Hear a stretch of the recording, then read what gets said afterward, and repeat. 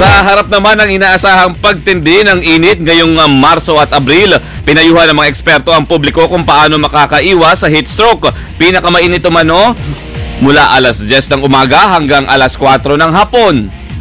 Extreme caution, no?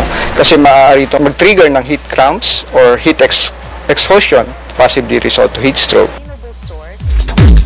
Si Marcelino Villafuerte ng Pag-asa Climate Impact Application Section ay sa cardiologist na si Dr. Tony Leachon, karaniwan tinatamaan ng heat stroke ang mga bata, matanda at mga nagtatrabaho sa kalsada. Sila yung exposed dito sa sun. Sila yung mga delikado.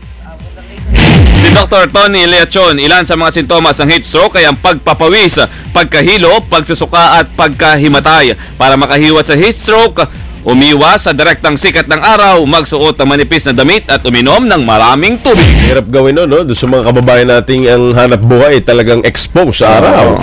Yung mga street sweepers, yung MMDA enforcer. Masasabi na lang natin talaga dyan ay uminom talaga ng tubig, magbaon ng tubig. No? 7 minuto ho bago sumamit ang alas 5. O kayo hubay tawa ng tawa. Ay bakit? Masyado maligaya. Ito, pakinggan itong balitang ito. Nagbabala po ang ilang eksperto na posibleng magdulot ng atake sa puso ang labis na kasiyahan. Birang buhay ito. Pag sobrang lungkot ka, masama. Pag sobrang kasiyahan mo, masama rin.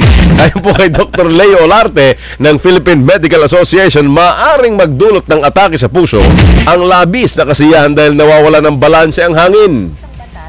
Lumiliit yung daluyan ng dugo sa puso. So, nagkakaroon ng decreased blood supply, decreased oxygen. So, maaaring atakehin ng pasyente.